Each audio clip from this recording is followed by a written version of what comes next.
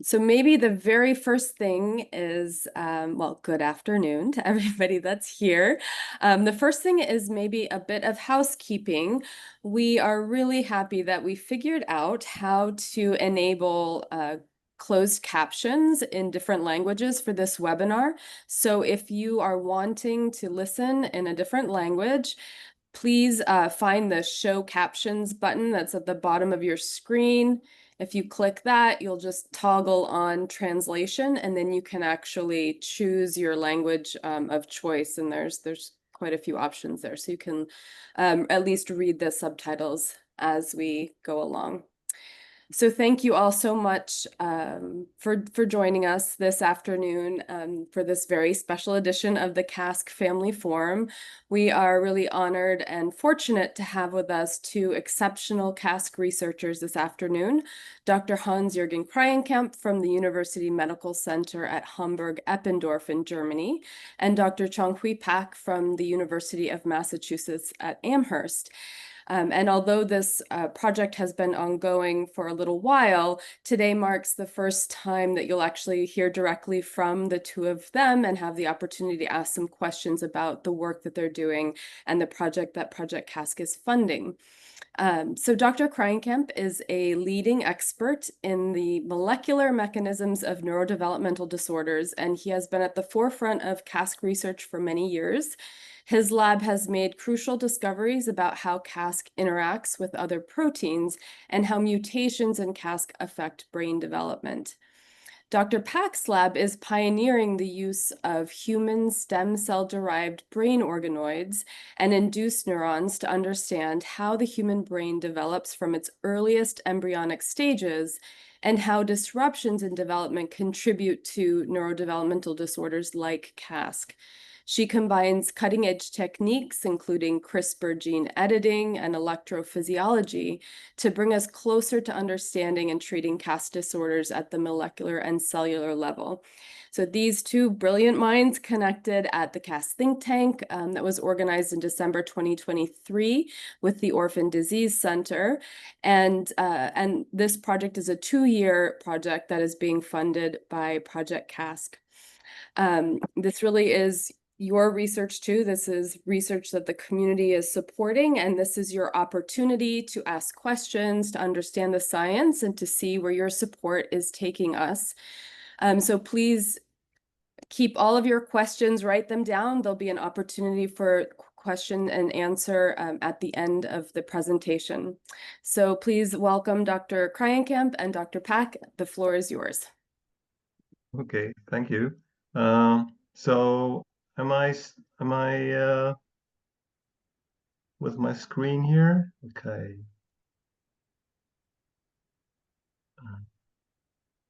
So can you see this? I hope you can see this.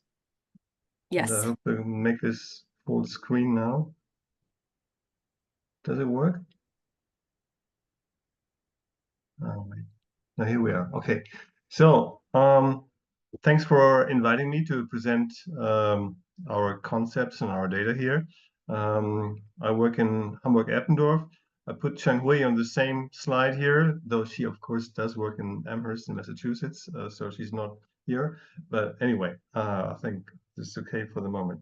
So what I would like to start with, the starting point of the research that we did is that, sorry, I have to go back. The starting point is that life without CASK is not possible. And why is that? So we have different publications which I reference here. For me, the starting point was the work of Kerstin Kusche, because she was the first to discover CASK as a disease gene, and she lives next door to my office, so she has her office door next to mine, and we all quite often discuss CASK, and she's still involved in recruiting patients and meeting other people. So she's a valuable resource. But then there's others. So she found that CASK, loss of function mutations in CASK leads to this MYC-PCH type disease, so microcephaly and hypoplasia of the brainstem and cerebellum. Tomasitov's group showed that, I think Tomasitov was the first to publish about CASK at all, that deletion of CASK in mice is lethal. So really, you cannot live without CASK.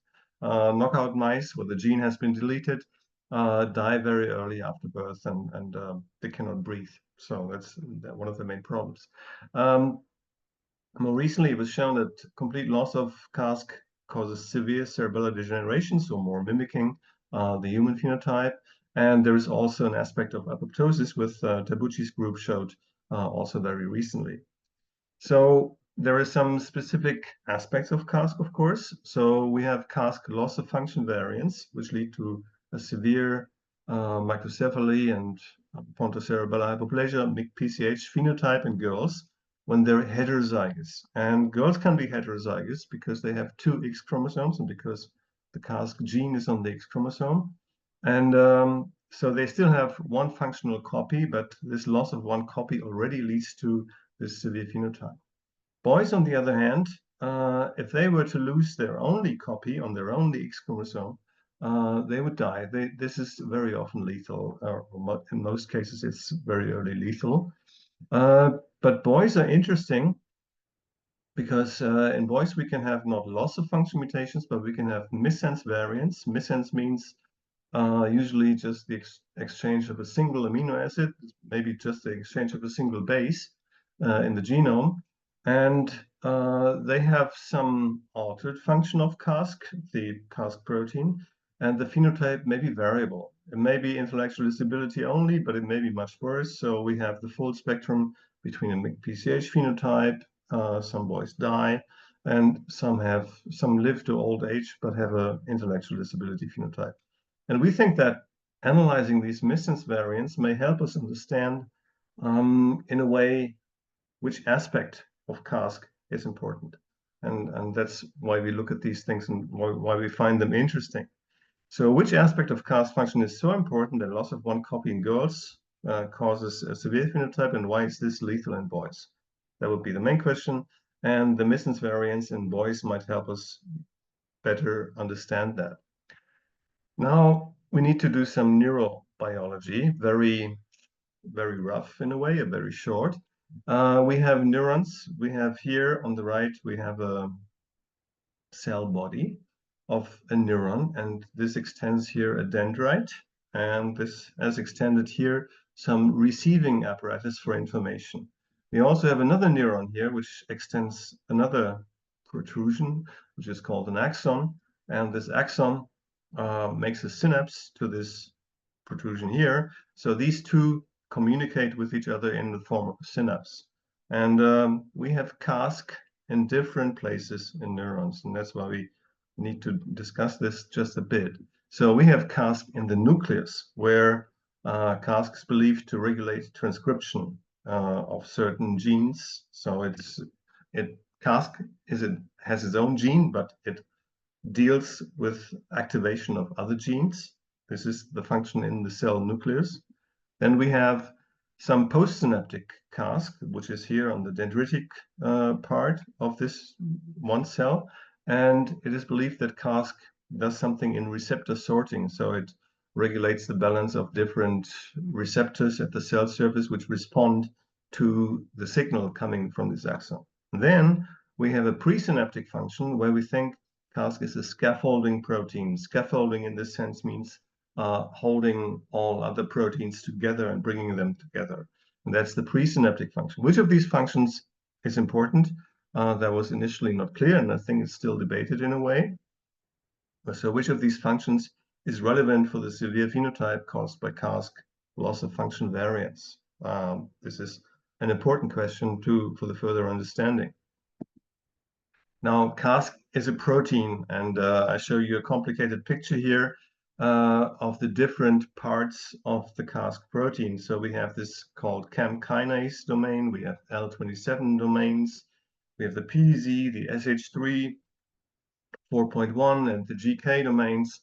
These are different parts of the same protein, so you can see CASK is a string of modules. And if we look at the relevance or the role of these modules, then we have these CAMP kinase, for example, binds to MINT and liprin, so it binds to other proteins. This binds to VLEs, another set of proteins, and then we have nerexin binding, which is more towards the end of the protein. And these are all presynaptic, and this is where CASK does its scaffolding function, a function of bringing things together. This is one way of putting it. And then we have the role in the postsynapse receptor sorting. We think that one of the L27 domains is important through SUB97, which is another protein. And then we have this transcriptional role, and then we have this GK domain, which is believed to be important, and it binds to other proteins, it binds to synapse and TBR1, and these are nuclear proteins. So all these things are located in different parts of the neuron, and we don't know, or we have some thoughts about, people don't really know which is really important, which of these aspects is really important, and which is lost when you don't have a CASK protein, and why do people die? Why do boys die when they don't have a CASK protein? And so we looked at the missense variants in the single CASK gene copy in boys. So boys are kind of sacrificing themselves here for the greater good of research, because we look at their variants and we try to figure out what do the variants do and what is the phenotype of these variants in these boys. So the missense variants, single amino acid exchanges, have been found in many male patients, often inherited from healthy mothers. So because the mothers have two X chromosomes, they're fine with the little missense variant, but the boys are not. The phenotype of these patients is variable, as I said, and these variants can be tested for effects on interactions with CASK binding partners. This is a standardized or a procedure which can be standardized, and we can look at binding to MINT, liprin, SUB97, to VLEs, to nerexin, and so on and so on. It's just some tedious work, but it can be done. So we looked at interactors, SUB97, the postsynaptic role. Actually, there were hardly any variants or any patients who would help us here finding a relevance for this. So maybe it is not relevant, or maybe we just didn't find the right people. Then we have a few variants which do something to the nuclear function, which do something to synapse and TBR1. Phenotype moderate, I would say, and it's not so clear because the results were not so convincing, so there was no strong effect, I would say. Then we have nerexin, and we have many patients, many variants, which lead to a loss of nerexin binding only, and these have a moderate to severe phenotype. Some are just have intellectual disability, some are more severe, and one patient also died, I have to say. So nerexin is important, that's for sure, and we should keep this in mind in a way.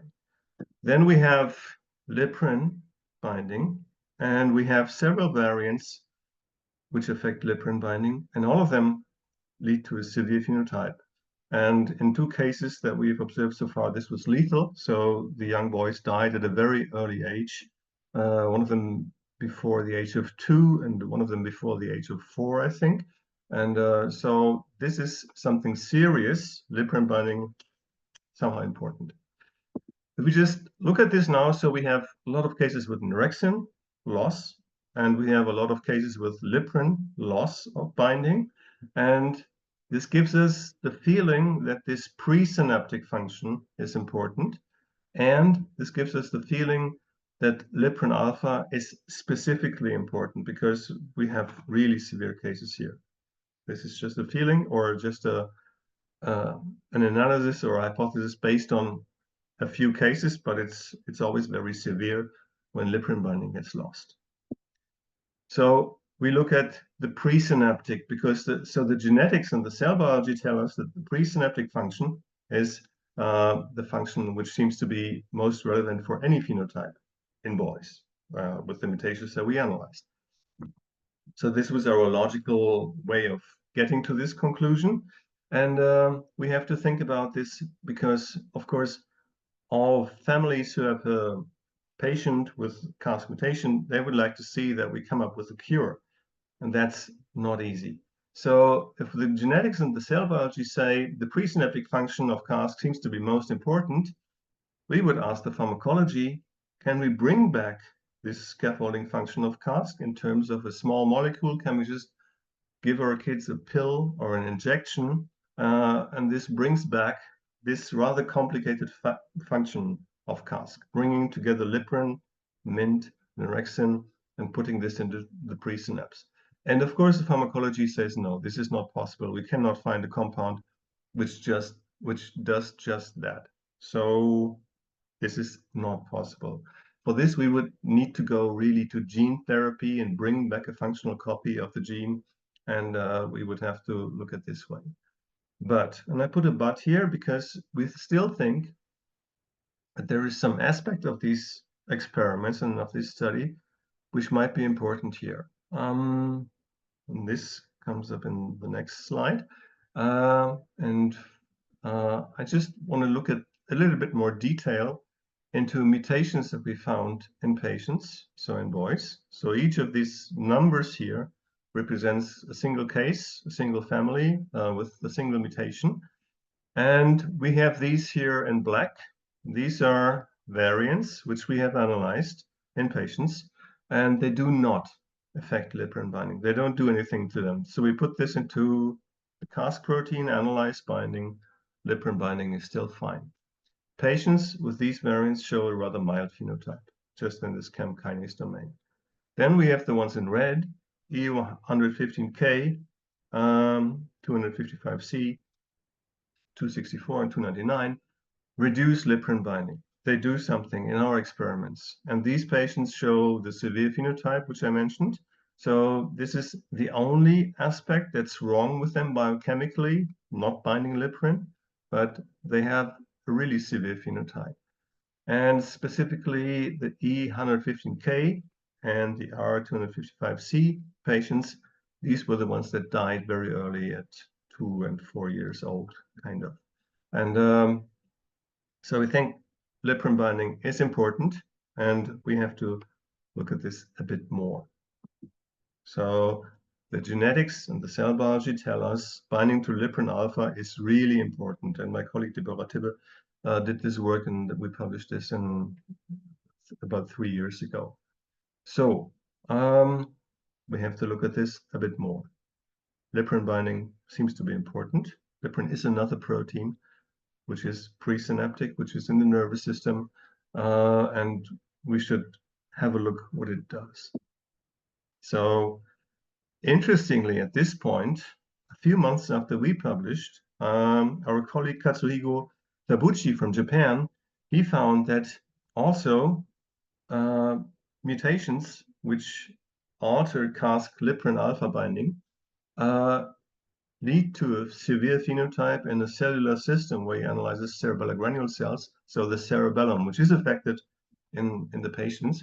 And he says that CASK liprin alpha binding is important for the MIC-PCH syndrome. So this was an independent verification of the data that we had found. And we were kind of encouraged to look further into this.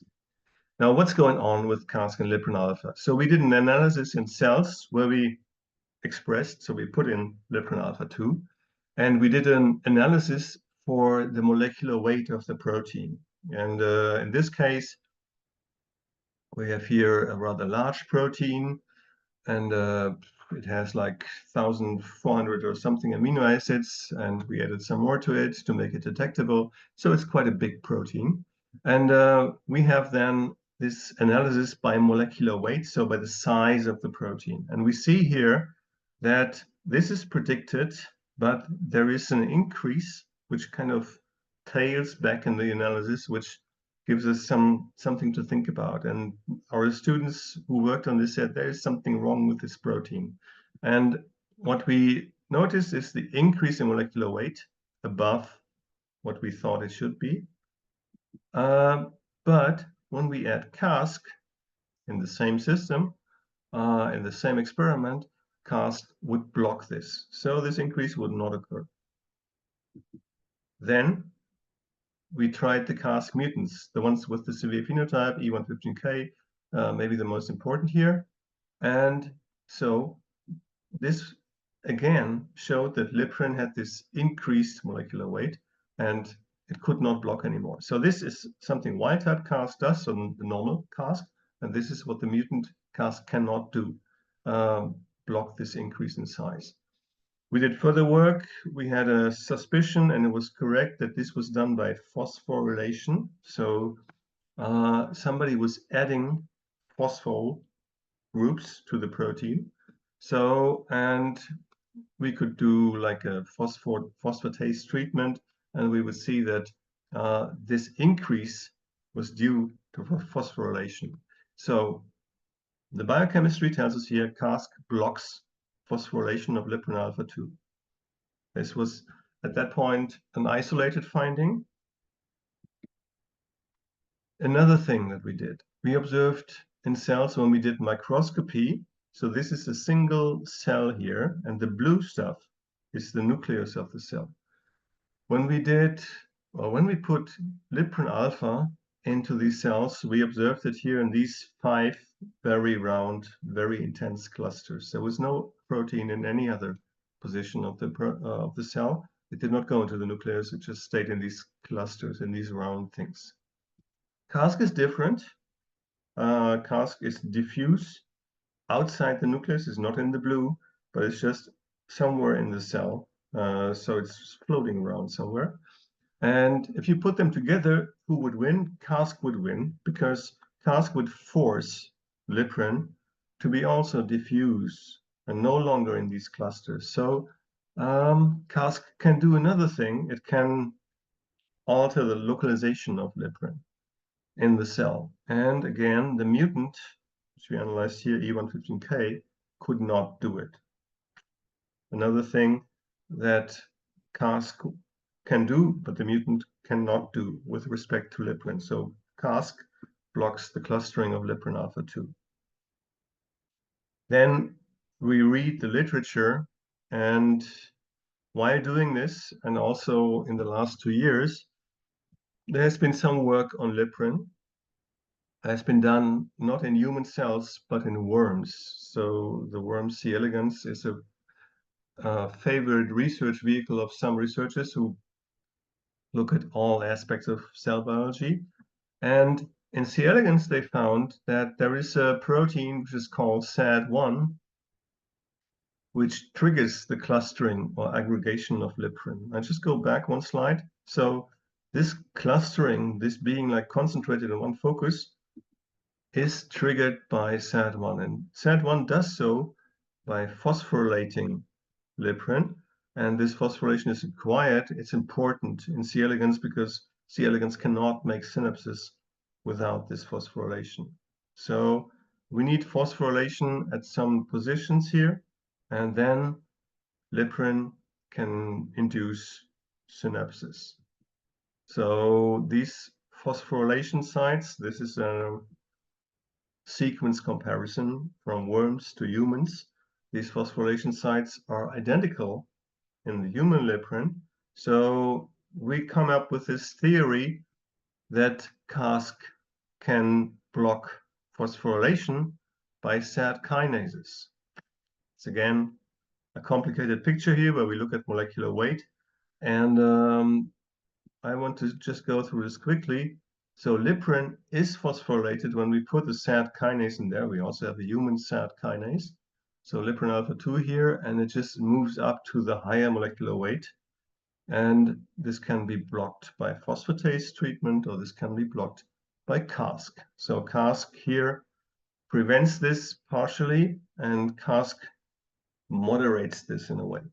And so we can say, and this is shown here on the right in the quantification, that phospholiprin is more with SAD, but is less when we have CASK and SAD together present. So this is then putting CASK into some context, what it does to Liprin, what it does to synapse formation. And I would like to summarize these findings in the following picture. So we have Liprin alpha. which is an important component of synapses. It gets phosphorylated by SAD kinase. So we put phosphate residues on. Then the phosphate residues help the protein to make a big bubble. So many copies of the protein aggregate and form this huge cluster, and they're phosphorylated. And this may be good, well, this is a good thing, because otherwise we cannot form synapses. Otherwise we cannot even think, not even think about this whole thing here. But as always in biology, you can have irregular clusters, you can have too much of it. And this may be bad for the cells. And this has been described in many different scenarios that too much clustering, too much regulated aggregation of a protein can lead to cell death. So this may be a problem here. So we think that the important part of CASK is to moderate this phosphorylation, to just reduce it a bit, give it maybe not the full phosphorylation, but give it 50% of it. So then we would get rid of the irregular clusters and the cell death, and we would just have the synapse formation. Of course, we cannot do without the synapse formation. So this would be the important thing here. Now, this is where we want to be. We want to have CASK being there, and we want to have CASK moderate this phosphorylation so we get a regular synaptic formation pattern. This is our hypothesis. So CASK is a negative regulator, and it needs to be there to prevent this phosphorylation. This is what we think. And so we have the genetics, the cell biology, the biochemistry telling us in the absence of CASK, we have too much phosphorylation of liprin alpha by SAD kinases. And this is one important function. Now, the pharmacology tells us, or we can ask the pharmacology, can we block phosphorylation of liprin alpha by SAD kinase? Which means if there is no CASK, we should somehow block SAD kinase to put on this excessive phosphorylation.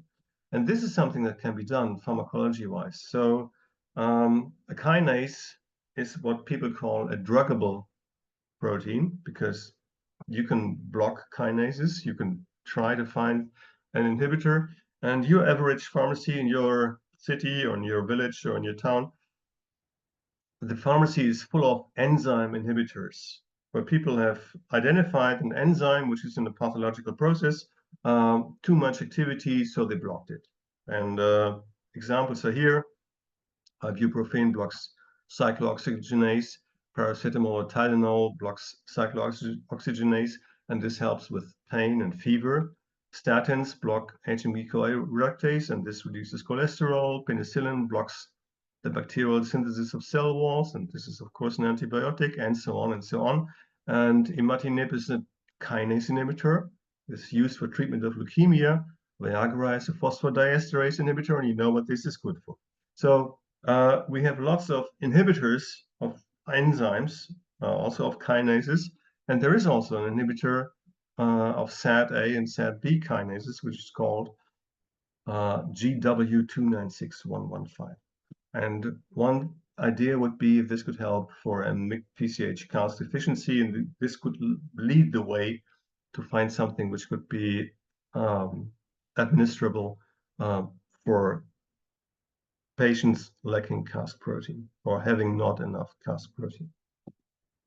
So can a SAD kinase inhibitor replace CASK? This is our hypothesis. Current and future work is to identify phosphorylation sites in liprin alpha protein where all this is phosphorylated. This has been mostly done. We have a lot of sites, which is a bit daunting. Identify those sites which are sensitive to CASK and which are sensitive to SAD kinase inhibition. This is ongoing. We correlate these sites to cluster formation. This is also ongoing. So some sites have been tested. We mutate them, and then we look so far, and based on the C. elegans data, and hope to see changes in cluster formation. We want to block liprin phosphorylation with an inhibitor, block clustering of liprin, and this is not yet started. This is something that will be ongoing, and which is my transition to my colleague here, we will move these findings to cerebellar organoids derived from iPSC cells, and ChangHui will go for this. So should I just continue producing this show and Sure. ChangHui will talk? Yes. Is that Yeah. okay? Yeah. Okay. Would you mind being my slide person? If you would mind. Okay. Yeah, so next slide. Here we go. Awesome. Thank you so much, Hans. Yeah, with all of that interesting biology of CASK and the unknown questions, we would like to sort of establish a human cellular model, a relevant in vitro system from which we can test these hypotheses and test these small molecules. So my lab has been working recently in the past year or so in establishing an in vitro system where we can generate or differentiate human pluripotent stem cells into developing cerebellar organoids. So we call them stem cell-derived cerebellar organoids. Essentially, what this means is that from these induced pluripotent stem cells, which what we mean by that is that these are cells that have the potential to differentiate into different tissues that make up a human body. We can instruct these cells to differentiate and adopt the fate of a specific brain region. And this type of system is very powerful because of the fact that we can, in isolation in the laboratory, understand what are the molecules and the cellular processes that are at play to develop from a single or couple of multiple cells into a tissue like a brain region. And so using and adopting a recently established protocol by the Quadrato Lab, we adopted the same type of protocol in our hands. And here I'm on the right, I'm illustrating a schematic cartoon of a developing embryonic cerebellar plate, which consists of various sort of progenitor mother cells, if you will, that make up an intact cerebellar hindbrain. So in green, I highlight the progenitor, namely the ventricular zone, which give rise to the majority of the GABAergic inhibitory neurons in the cerebellum, in addition to the glial cells that support the function of neurons. In pink, I highlight the rhombic lip progenitors, from which it then give rise to these excitatory glutamatergic neurons that Hans has mentioned already, these granule cells that are being selectively lost in the mouse models of CASK. Rhombic lip also give rise to an interesting tissue, a set of cells called the choroid plexus, which make up the lining of the fourth ventricle and are very important players in secretion of cerebral spinal fluid in the brain. So using such protocol and using these cells, we were able to successfully generate these cerebellar organoids in a dish across months of culture. And here in the middle bottom part of the slide, you are seeing these very beautiful fluorescent pictures marking these specific markers that these proteins that are indicative of these different progenitor regions, as well as their progenitor cells that are on their way to becoming these different neuronal subtypes, like the Purkinje cells at the top, as well as these granule cells on the bottom. So next slide, please. So having established that protocol, we were excited to sort of put some of these cell lines that we had in the lab to work. So we, a few years ago, using CRISPR-Cas9 technology, we generated wild type as well as CASK knockout human embryonic stem cells. What this means, and this is in the context of a male XY cell line, and we chose this male cell line background because of the reasons that Hans has mentioned before. We wanted to mimic sort of this severe loss of function scenario that is present in boys with these types of lethal CASK deficiency mutations. And here on the left here, what we found was that when we culture these wild type or control and CASK knockout human embryonic stem cells, when we culture them to become these cerebellar organoids, we noticed a very striking and consistent difference in the size of these cerebellar organoids in culture across over 4 months in experimentation. And this was really exciting for us because it was very much reproducible across multiple replicates and attempts. And it was, as you can see in this pink bar compared to the black bar on the top, CASK loss of function in the cerebellar, developing cerebellar organoids mimic this sort of cerebellar hyperplasia phenotype, the mixed SCPH phenotype that Hans was mentioning. So having sort of established this type of culturing system, we then wanted to sort of move further and try these patient-derived induced pluripotent stem cells.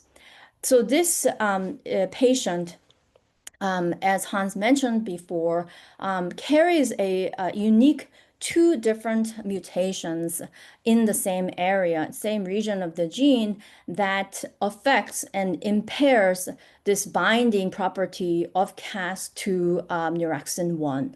A presynaptic cell adhesion molecule that we saw in the earlier cartoon is really important for proper synapse formation and function.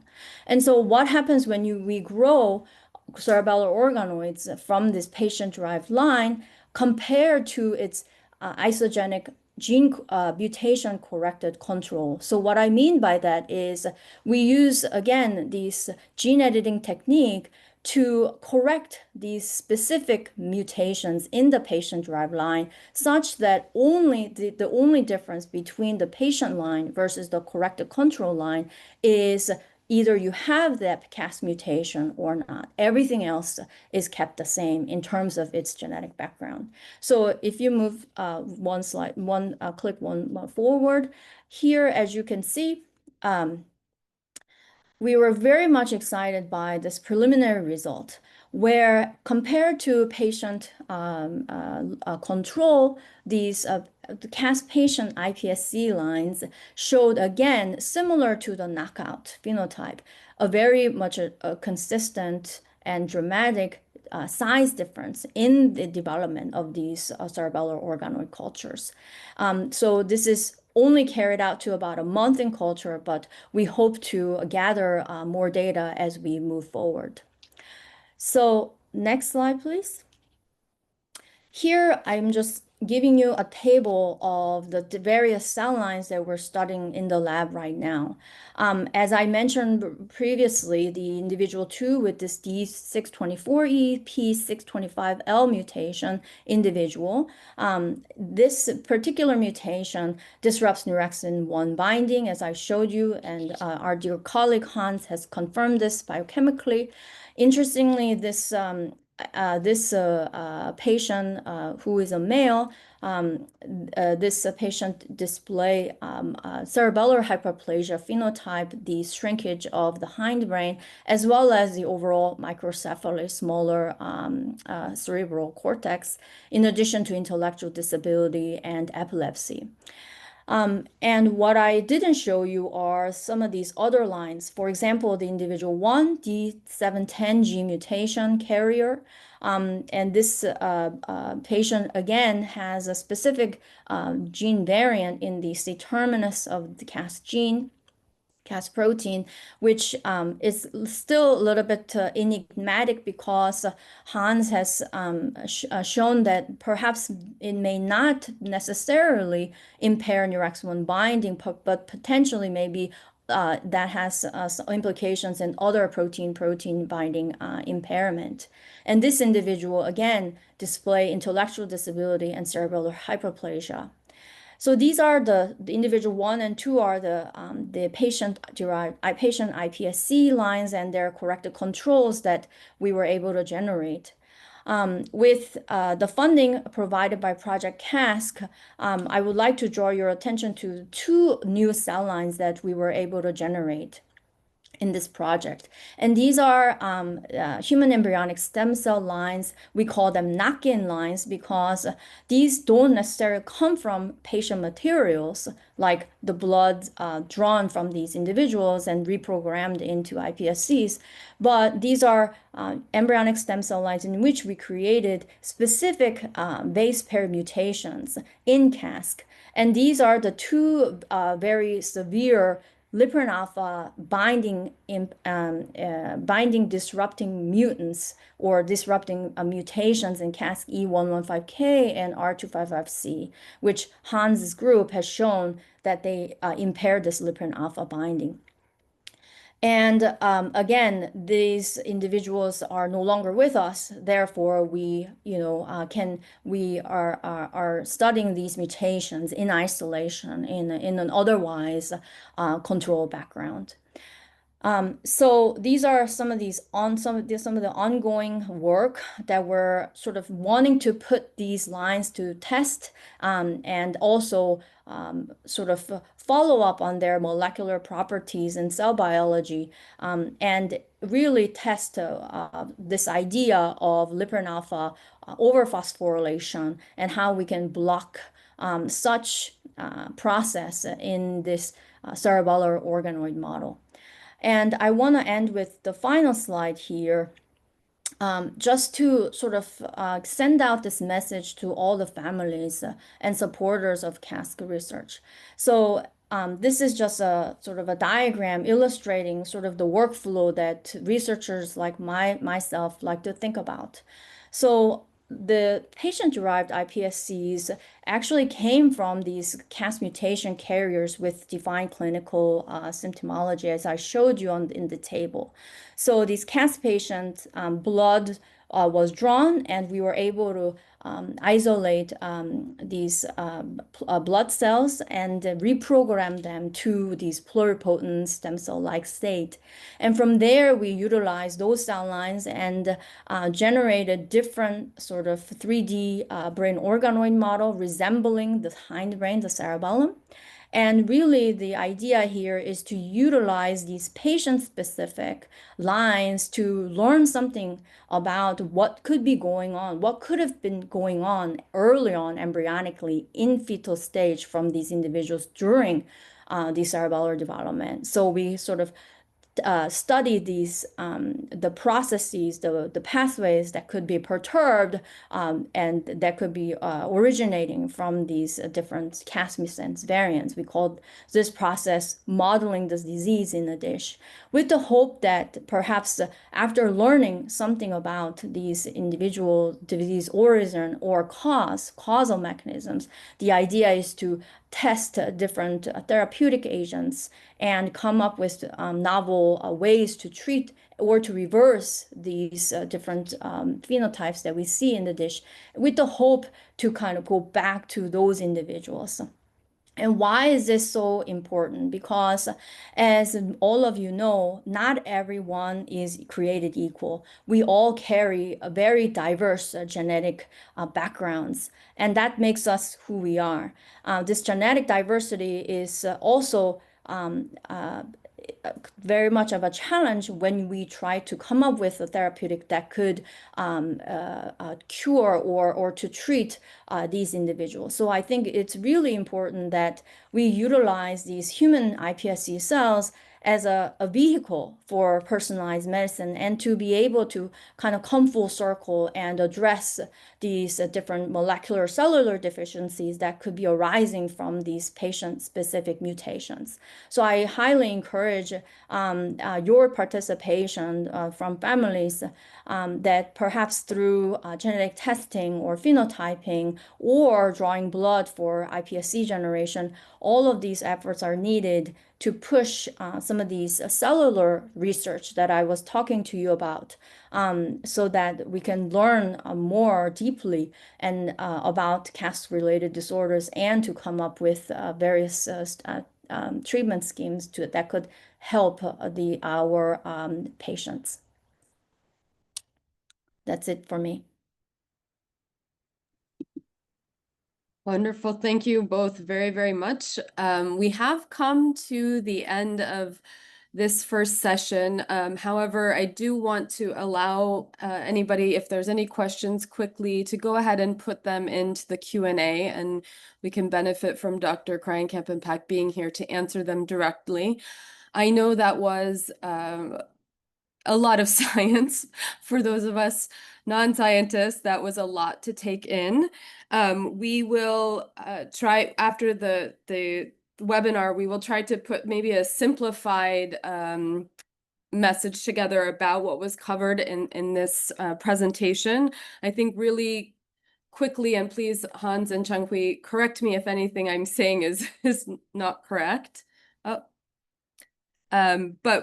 some of the things that you shared and that you're finding is that, in particular, the presynaptic role of CASK seems to be particularly important. There are 3 roles, and this is one that you've really honed in on as very important. And then within that, you've identified liprin alpha to be a particularly important binding partner of CASK. And that when CASK is not present, the phosphorylation of liprin cannot happen as it normally would, and the synapse doesn't form properly. Is this all correct so far? I don't want to say anything. Oh, Hans, you're on mute. Oh, Hans, you're still on mute.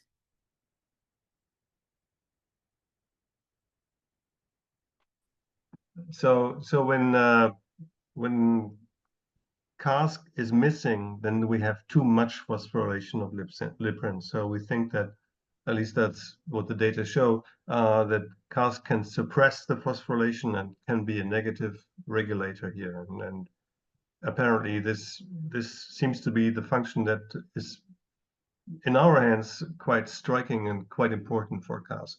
There will be other functions which are very important, but they seem to be very important. Thank you.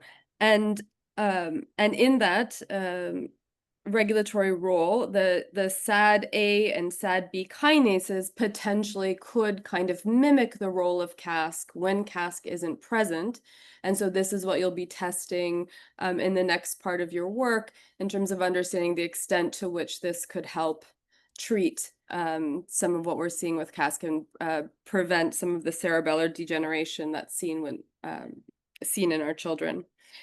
And then that work will also be taken forward in Dr. Pak's cerebellar organoids, which are just another model that's very, that provides us more insights beyond just sort of the cells, but gives us more of a 3-dimensional insight into what is happening, the processes that are happening, and then how the SAD kinases might help treat the CASK disorder. And I believe also Dr. Pak is identifying potentially some other pathways that are important through these models. One of the questions that has come through is asking about how to have your child participate in this research. Then if you stay on for the next session, there'll be a presentation on the biorepository, and that is one way in which you can participate in research. Another question, ChangHui and Hans, is, are you looking at CASK gain of function and macrocephaly as well? Really interesting question. So far, the different genetic variants that we've, at least in my laboratory, tried to test in these cellular models are loss of function and perhaps hypermorphic or loss of function mutations. But we would be open and interested to studying gain of function possibilities as well. And I think all of these sort of terminologies that are being thrown around, loss or gains, I think what's important to point out is this can be very cell type specific dependent. Meaning, maybe in certain cell types, that mutation could be damaging or loss, but in certain cell type cases, it could be more of a gain of function through whatever downstream effects that CAS mutation has. And so I think, yeah, absolutely, we should look at all kinds of variants and try to get better insight into all of these mutation scenarios. Thank you for that. So to me, we've always looked at loss of individual functions or a complete loss of functions, because actually I did not know any gain of function mutation. But it would be interesting, really. So one could think of some things where there would be a gain, but I would not be aware of any. So I'm not sure how we could do this.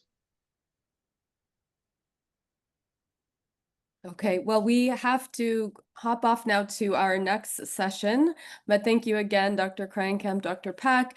If people have further questions, please don't ever hesitate to reach out to us. You can email us at hello@projectcask.org, or of course, you have our reach us on Facebook Messenger and all those other ways. And we're happy to, facilitate further conversation about this research. And of course, as more findings are discovered, we will bring Dr. Kreienkamp and Pak back to share that with you. So thank you all so much for joining us. I'm going to pass it over to Kim. Do you want to bring us into the next session, Kim? Yes, absolutely. And I may need Renee's help here, because I believe we're going to be discontinuing this session, and you're going to be put into like a waiting room, and you will see another button to join. Just click that button. You don't have to re-log in or anything like that. Just click that join button once you're back in that waiting room, and it will put you in session 2. Renee, anything else? If anything goes wrong, just go back to your original email and click again and go to session 2. I just want to say goodbye or good night, because it's Yes, getting late late for you. here. All right. Okay. Thank you, very Dr. much. Thank you. Kreienkamp, Dr. Pak. Thank you, Thank you, Project CASK, for Dr. funding, and thanks for listening. Okay. Thank you. Bye-bye. Thank you so Absolutely. much. Bye. After just an amazing presentation from Dr. Kreienkamp and Dr. Pak on the biology of CASK and what we're learning, we're now going to switch gears and have a more interactive session and hear from 2 speakers and a short video that they're going to tell us how we can get more involved as families and parents of CASK children to participate and support this research. So just a little bit of administration before we jump in. We are going to have time for Q&A.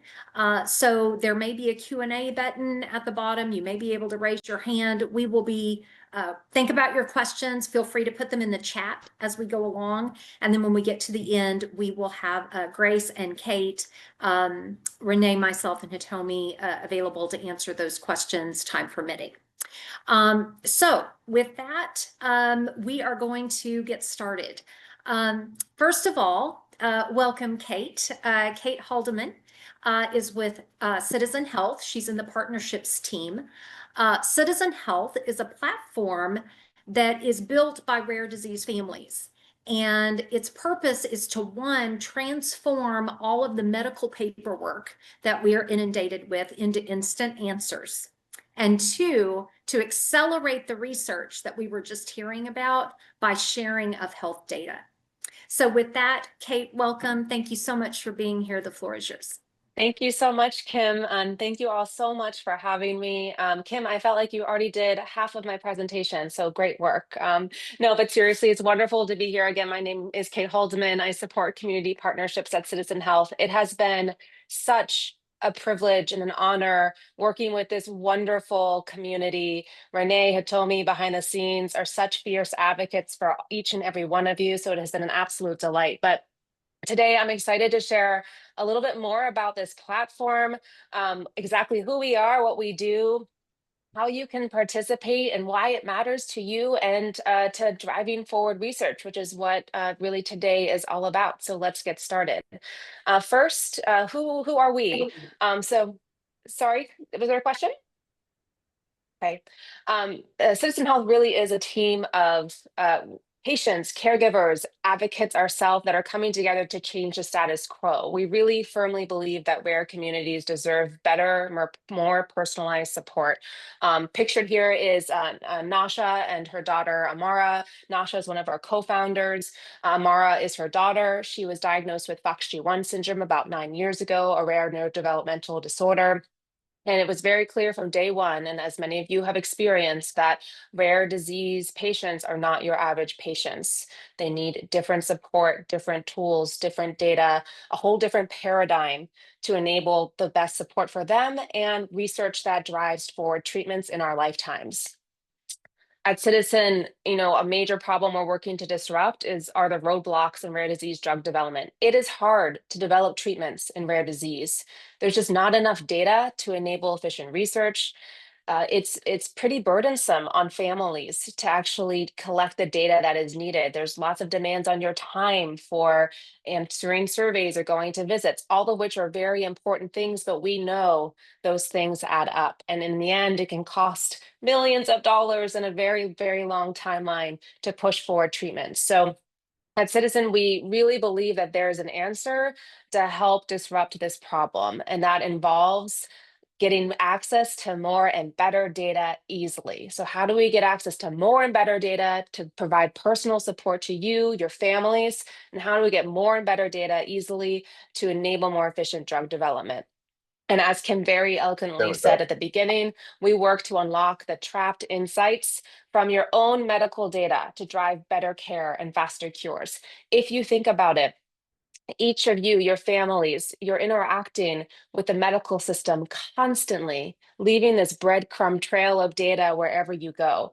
Imagine being able to snap your fingers and unlock the insights from that journey, not only for yourself, but for the collective community and for the researchers. How powerful that would be. That is the vision that we are actively working on with you guys to bring to life right now. So let's talk a little bit about how it works.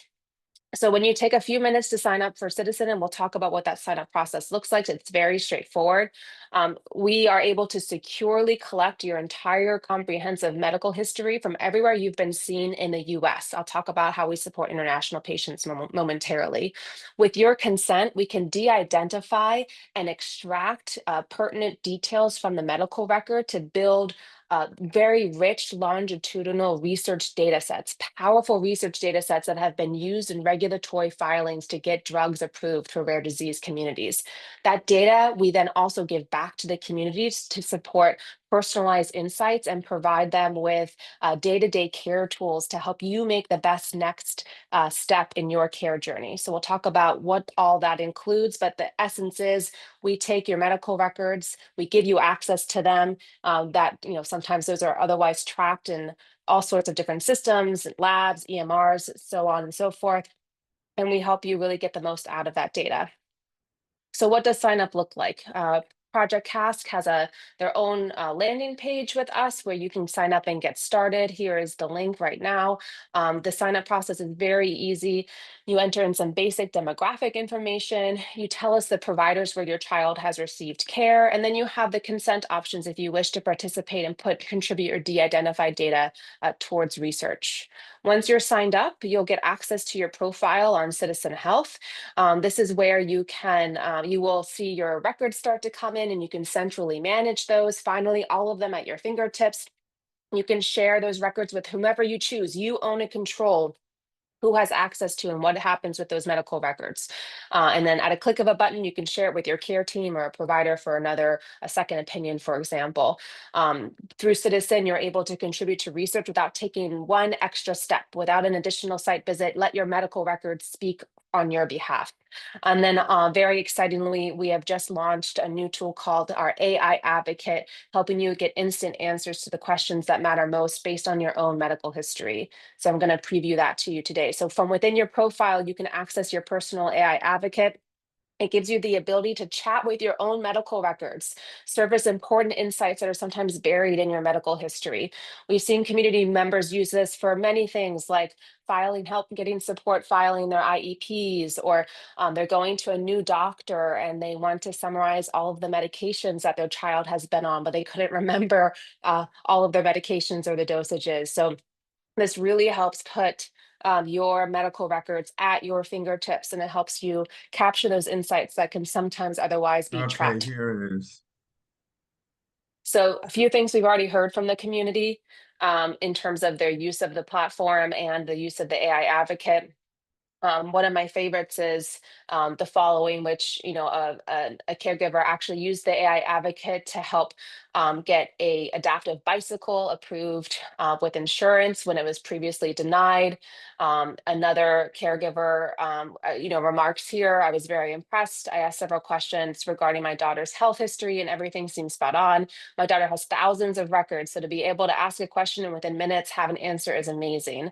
Again, we're trying to make this data accessible and usable to the community. And with this new tool, we're excited for you guys to check it out and benefit from it. For international families that are interested in joining, please do. Our onboarding and consent is translated into 7 different languages. While we can't collect medical records for families that are seen outside of the US, you are able to upload your own and use the AI advocate with your own medical records uploaded. We encourage you to upload your genetic reports. Project CASK specifically has a call to action if you would like to upload your genetic reports, because those can be contributed to research with your consent. So there are options for you to participate in the platform. I wanted to talk briefly about the value to research, and then we'll wrap and talk about next steps. So in terms of the power of this data to research, when you sign on, we collect your medical records, and if you consent, then we can actually pull out key information from your medical records. And we normalize the rich unstructured text to create structured data sets that can actually be used by researchers in their work to push forward treatments. So this is an example of a raw clinical note that a provider might write. What we do is we actually take the narrative text and something that says decreased tone throughout. A clinician could have written that 8 or 12 different ways. We actually have a process to normalize that and map that to one consistent code using using our software and our clinical team. And that way we actually have standard structured data sets that can power these research initiatives. As a result, with our work with rare disease communities, this type of work has powered many different abstracts, manuscripts, IND filings to get drugs approved for rare disease, all because it really allows rare disease communities to push forward research without leaving your home. The kinds of things that can be done with this data are truly outstanding and benefit not just research, but also the patient community, shedding a light on the condition. For example, this is a sample analysis done with the data for the FOXG1 community who's on the platform. You'll see on the left the most common symptoms and conditions that the community has experienced, and then the median age of onset when they start to experience. Why is this important? Well, it starts to really shed a light on the progression of the disease, right? So early on, what to expect as an infant, as you sort of age, what are the types of things I should be planning for as a family? This helps families answer questions like, what will things look like 5, 10 years from now? If you're a family with a newly diagnosed child, this is something that's really helpful to provide a newly diagnosed family so they can, again, understand what's coming on their journey. So these are the types of insights that we can unlock, and you probably can see yourself in this type of situation, wanting to know what comes next. What is the progression of the disease? So the more families that join, the more that those insights can power this type of output to benefit the community. From a research angle, this type of data can actually dramatically accelerate the drug development timeline. An example being, we had a partner, Praxis Precision Medicines, that was doing an in-person natural history study with SCN2A, and they partnered with Citizen Health.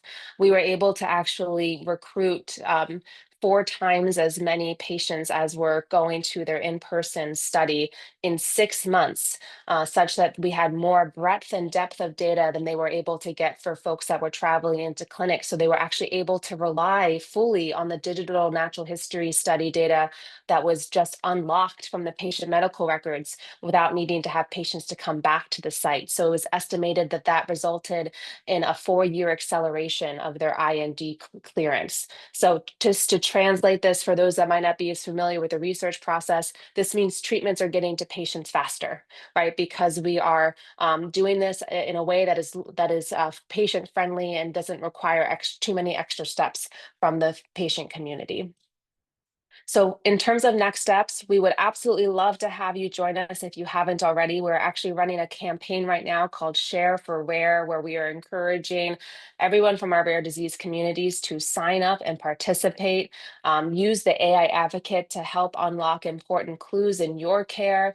Or invite new families to join us so that they can contribute their insights. Again, the more families that join, the more patients that are on the platform, the stronger the insights can be. Project CASK has a goal of reaching 125 community members. So help us power and reach that goal. As a reminder, if you're new, please feel free to sign up today. You can use this QR code or go to this link. If you're currently on Citizen, please check out the new AI advocate and give us your feedback. And if you're an international family, sign up and you can upload your genetic report. I'll pause there and I look forward to the discussion and questions at the end. Thank you so much, Kate. And thank you for speaking so quickly. I know time is of the essence, so really appreciate that. I can say, so for those of you that don't know me that are on the call, I'm a CASK mama, and my CASK warrior, Shay, earned her angel wings back in 2023. Even so, I went ahead and signed up with Citizen Health. One, I wanted to just understand it, but I wanted to make 20 years of her medical history and what seems like hundreds of doctor visits and exams and tests and hospital visits, all of that available to research. And I will say it took 5 minutes. So it really was super easy. And hearing what you're talking about, Kate, being available would have been game changing in my life and Shay's life, just in terms of ease of getting care and coordinating care for new doctors and things like that. So I'm going to put in that plug just because I do. It's free to us parents, and it's such a win for us, and I think it can be a win for research. So thank you so much for being here. Okay, My next pleasure. we're going to switch gears and talk to Grace Vigiano. Grace is a biorepository manager and research coordinator at Combined Brain. And we were in the last session talking about how can we sign up to support this. So you're going to hear from Grace in this respect.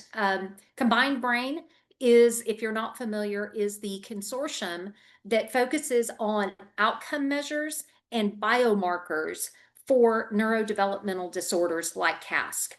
Project CASK is a member of Combined Brain, and so we're going to hear more about that now from Grace. Grace, over to you and welcome. Thank you so much for that. I'm trying to think. So I think it's just showing my bookmarks bar for no reason. Sorry about that. Let's try one more time to see. Nope. Oh. Okay, I think that we might just have to deal with the bookmarks there, unfortunately. I don't know why it's doing that. Let's see. Okay. Oh well, so hi everyone. Thank you so much for the intro, Kim, and it's nice to meet you all face to face in a way, because we just kind of shoot each other emails for years and then never meet. So it's good to see you. My name is Grace Vigiano, and I'm a senior research coordinator and a biorepository manager at Combined Brain. I'm really excited to be here this afternoon to tell you a little bit about biobanking at Combined Brain and why it's such a crucial component of the drug discovery process for rare diseases like CASK-related disorder. So first, I want to take a minute to just describe our organization. Combined Brain is a nonprofit organization that accelerates the development of treatments for rare neurological diseases. And one way we go about doing that is by increasing the availability of resources for research, like biological samples or biospecimens. To do this, we established a biorepository, which is run and governed by foundations like Project CASK, to facilitate research and expedite the distribution of samples. I personally work with the biorepository branch of Combined Brain, which is our biggest and most popular branch among our academic and industry partners, who are the ones that you want to get, like, you know, to notice you, and those are the ones that fund you for drug development and everything that Kate was just talking about in the second half of her presentation. So a biorepository is a facility that collects, stores, and manages biospecimen samples like blood, urine, saliva, etc., and any associated health data like surveys and clinical information for research purposes. And the main functions of the CB biorepository are to collect, process, and store samples long-term to ensure data privacy and ethical handling of materials, and to make the samples available to researchers worldwide and to distribute the samples to those researchers. And Project CASK has partnered with Combined Brain to leverage our biorepository to store samples from the Project CASK community. And now we're going to get more into talking about how we collect those samples and what kind of samples we collect. So our biorepository holds all the samples outlined on this slide, but we're going to just kind of like key in on a few of them. On the top left, you can see a broad variety of like different biofluids that researchers can use for a multitude of different purposes and experiments. We also have a CNS bank, or central nervous system bank, which is relatively unique to us, but it's a really vital resource for researchers who are studying like molecular changes in neurological disorders. Obviously, those samples like cerebral spinal fluid and brain tissue and everything aren't readily available, but they're collected in the context of clinical and surgical procedures. So that one we can kind of, that's a harder to collect, not as as common as the ones, the biosamples on the left, but we can still collect those. We also have a really large cell line biorepository. iPSCs, or induced pluripotent stem cells, are incredibly valuable for rare genetic diseases like CASK because they can provide the tools to establish neuronal models of disease. And finally, in the bottom right in orange, one of the most critical pieces of information that we can collect from you and your family is data which indicates disease severity. So the data is most frequently evaluated through caregiver-reported surveys, such as like the ones listed there.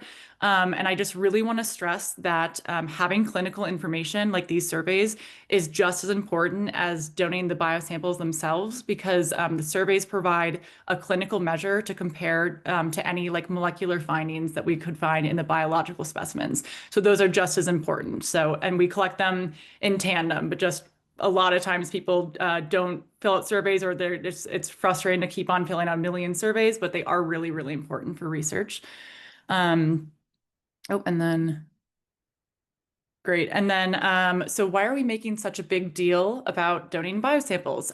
Well, biospecimens are the foundation which researchers identify biomarkers of disease. Biomarkers are a critical component of the drug development process, and we're going to talk a bit more about them in the next slide. But for now, this is a schematic of the drug development process for rare neurological disorders like CASK. And you can see that there are two places where patient samples are critical. First, patient samples are necessary for the initial investigation into CASK pathology, which requires the development of cell lines. And those cell lines are most frequently developed from patients. Those are the iPSC lines that we talked about earlier. And then the second area is that patient samples are required for the identification of biomarkers, which we're now going to talk more about. So a biomarker is an objective measure which can be used to predict disease status, progression, and the response to treatment. Examples of biomarkers might be like mRNAs or genes, microRNAs, epigenetic changes, proteins, metabolites, even microbiota. Biomarkers are commonly found across sample types, including cerebral spinal fluid, blood, plasma, urine, saliva, and stool. And one of the difficulties in finding biomarkers in neurological disorders is that we need to find non-invasive biomarkers that can capture what's happening in the brain. So obviously we can't, just like take a piece of your brain out to study it. We need to find something else that can link, can correlate with something that's happening in your brain, but it's happening in your bloodstream or somewhere else in the body as well. So there are several examples of this in other neurological disorders. And I have put an example on the screen. You can see, well, maybe you can see it's a little small, but you can see that as the levels of a plasma protein increase, the indicators of disease severity increase, which is exactly what you want to see with a biomarker.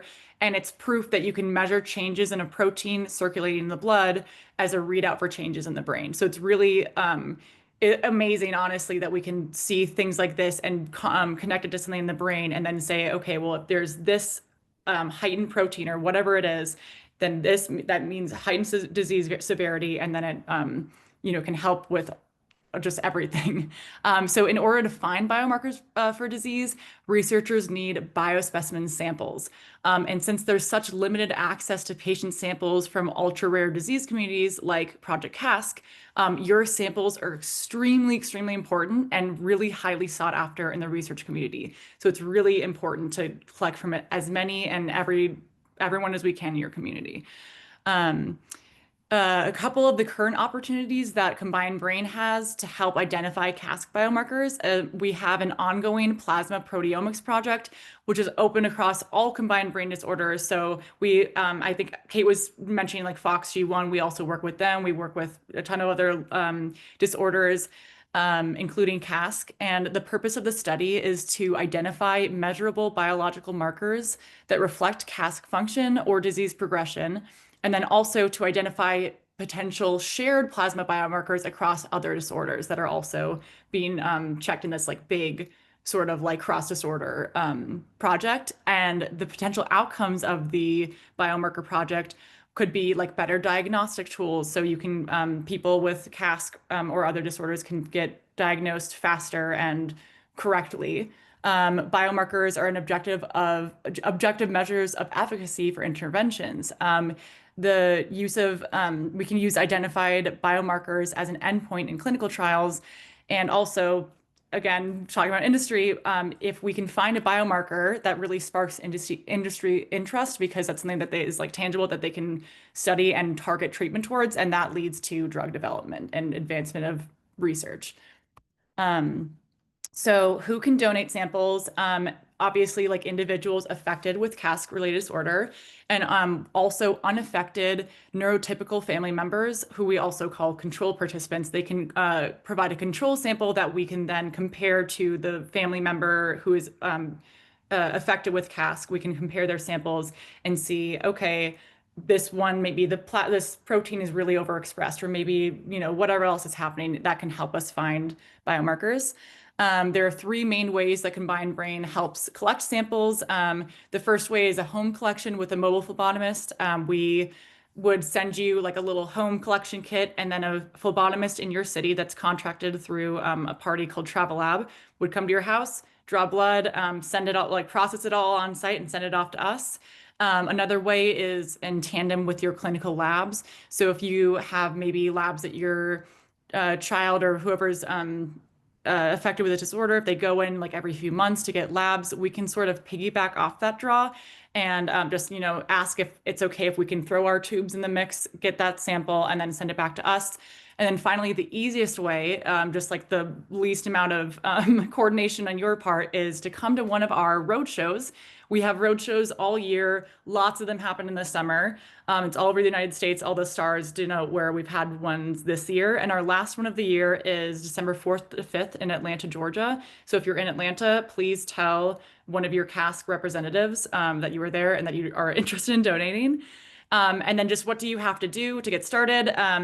First, you would just tell a Project CASK representative that you're interested in collecting biosamples. Then they would give us your information and, you know, which sample you're interested in collecting, and then we will contact you, fill out all your consenting paperwork, and coordinate your collection. Yep, and so that's, I hope I didn't talk too fast. I was trying to be time sensitive, but together we can move research forward. Talk to your CASK representative today, and then also, again, if you're in the Atlanta area, come visit us on December 4th and 5th in person, and we can get your samples taken care of on the day of. Amazing. I'm sorry if I talked a little fast. I was trying to get the time constraint. I really appreciate it, and so much really good information and so relevant after the session that we just heard. I'm also glad you brought up the importance of surveys, because I know, again, from personal experience, I think, haven't I already filled out this survey? And I get confused, or I think it's repetitive. But what I'm learning is it's key. So if ask, I'm always filling it out. I'm pretty quick at those now. I bet we all are. They get faster, but yeah, it can just be repetitive, but it's so important, especially doing them like every year. We have like longitudinal research that we connect. So yeah, I know they can be a little bit tedious, but they're really, really invaluable to connect with the biosample. Fantastic. So next up, we're going to watch a short video. It's just a couple of minutes. And for those that can stay a little past the top of the hour, we are going to have some time for Q&A. If you have a question and are thinking about it, go ahead and put it in the chat. And that will probably be easiest. We'll do raising hands too, but chat will certainly be simple, and we'll do that right after this very short video that we have. We've got New York Presbyterian is doing an epilepsy study, and they couldn't be here with us today in person, but they were kind enough to record this video, and we're going to watch that next. Can y'all see the screen, the black screen? Yes. Okay. Hello, my name is Oksana Nolman, and I'm one of the researchers on the team for the study titled Identifying Biomarkers for Epilepsy in Patients with CASK-Associated Pathogenic Variants, CASK study short. This is a historical record review and is conducted by the study team at the New York Presbyterian Brooklyn Methodist Hospital. This study aims to develop an understanding of seizures in people with CASK gene disorders. It will help doctors identify which combinations of symptoms or characteristics may increase the likelihood of seizures developing in a particular individual. This in turn can guide more effective and proactive treatments, leading to better overall care for children with CASK-related seizures or epilepsy. The eligibility criteria include a confirmed diagnosis of likely pathogenic CASK gene variant with or without epilepsy, record of at least one MRI and one EEG. This study is currently intended for residents of the United States and those comfortable communicating in English, although in the future we hope to be able to expand it to other languages and other countries. The age range for this particular study is birth to 18 years.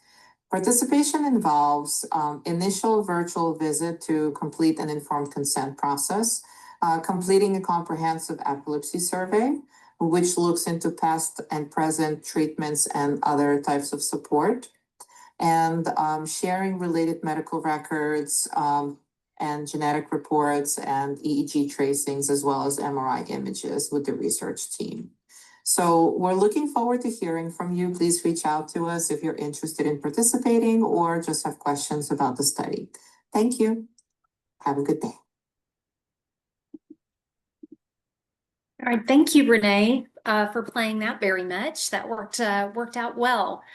Okay, so we are to the Q&A session of this section, and we're going to open it up for questions. Again, feel free to use your raise hand button or type it in the chat. We do have a couple of questions that were pre-submitted, which we can go to as well.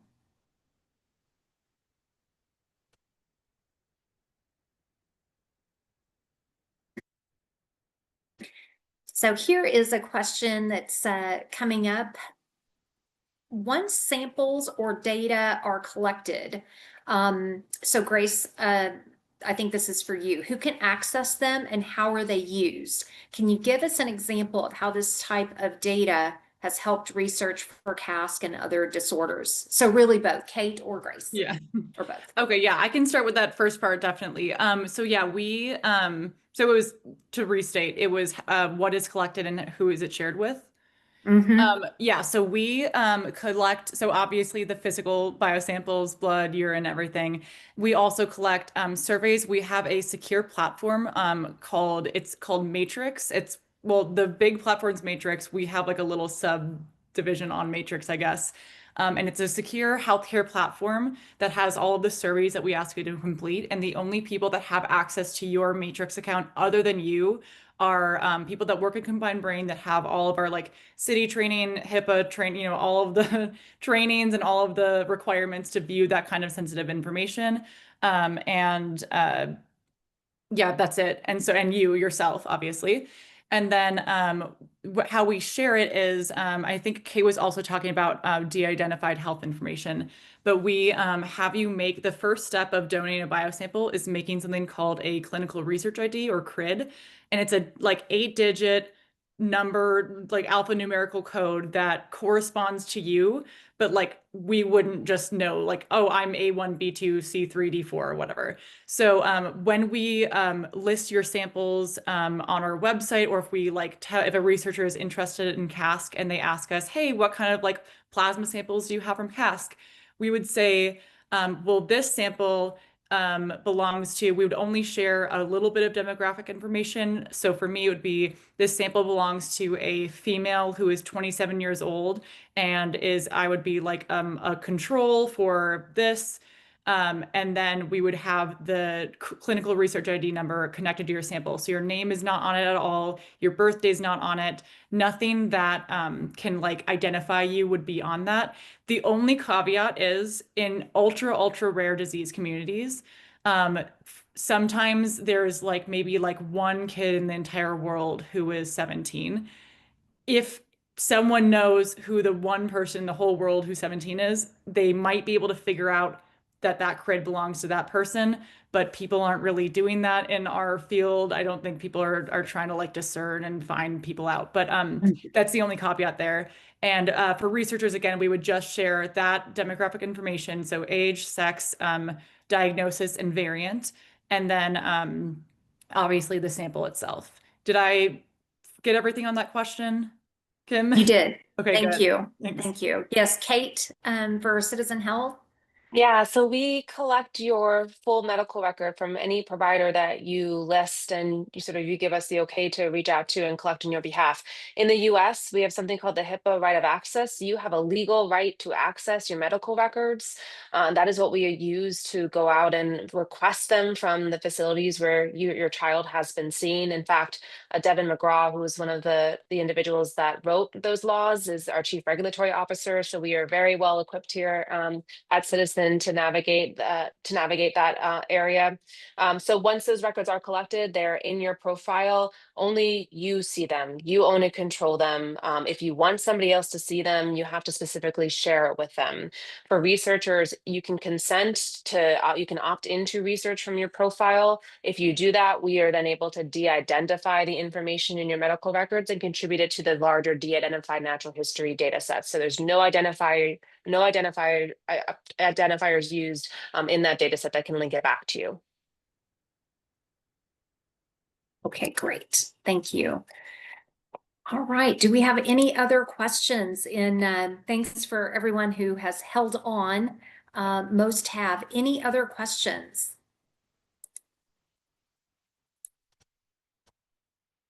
Okay, it looks like Olga has a question. Olga, go ahead. Hi, yeah, so I have a quick question. I'm curious to find out if my daughter's 2 CASK genes were not activated or just one was activated. How would I find that out? Do I need to go through genetics here where I live, or how would I find that out? I can answer if no one else. Sure, Grace. So from the combined brain standpoint, we can't help you figure that out. When we collect your samples, we are not running like genetic tests or anything on them other than the biomarker project that I talked about. We don't really run tests on them, and we distribute to researchers. So for us, you would have to talk to your geneticist and see what they think. And I'm pretty sure that's correct for Kate and Project CASK as well. I don't think there's anyone that we can put you in contact with that can help you with we that. would always recommend talking to a specialist. Within Citizen, though, you can upload your genetic report to the AI advocate, and it can sort of help prepare you for that conversation and shed some more light on the genetic report. But everything you should validate with a counselor or specialist. Thank you. I appreciate that. Yeah, we're actually part of Citizen Health, so you guys already have all our records. So we are, I think, 102 I live in Houston, so of CASK patients here. So I will definitely get with our geneticist and see how we can figure that out. Thank you.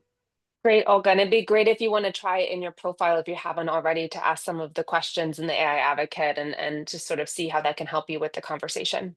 Good idea. Thank you. Sure. Thank you. Thank you, Kate. Thanks, Olga. Any other questions? Okay, well, I think we're going to wrap it up here. Just a couple of things in closing.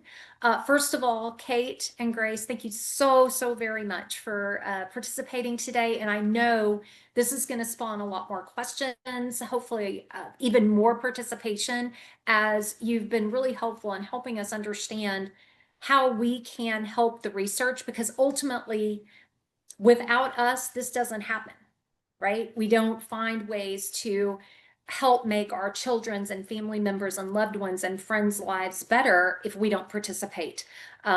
So thank you so much. You've made it sound really easy and simple. So I hope we can take that forward. So a couple of things you should know. We are going to send out an email to everyone who participated today. In that email, you will get the replay link for our sessions that we did today.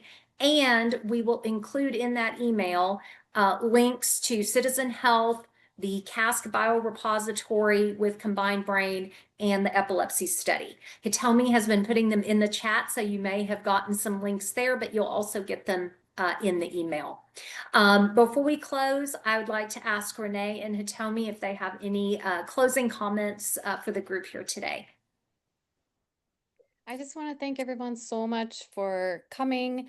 It means a lot just to have your active presence in the research that we're doing for our kids. And thank you also to all of the panelists, Kate and Grace. It was rich with information and a lot of takeaways and things to do that I'm really excited about, because when we got first diagnosed 10 years ago, there was nothing that I could do. So to be here is amazing. So thank you all for being here. Yeah, I'll just, sorry, second that and say thank you. I know everybody's very busy, so to take, a chunk of your afternoon to be here is really appreciated. I know that we only sort of have the opportunity to have these sessions every once in a while, but you know that you can always reach out to Renee, to Kim, to myself, to anybody on the Project CASK team if you have questions about anything you heard today, or you just want to talk about it more, understand it more. And Kate and Grace, I didn't ask you this before, but can we share your slides as well? So maybe we'll also try to do that in the follow-up email so that you also can look back at that, because I know it was a lot of information. So thank you all so much. Really, Kate and Grace, thank you so much. And of course, to our New York Presbyterian friends that couldn't be here in person, but who are running the epilepsy study as well. All right. Thank you all very much. Have a wonderful rest of your day. We'll see you next time. Thank you so much. Bye-bye.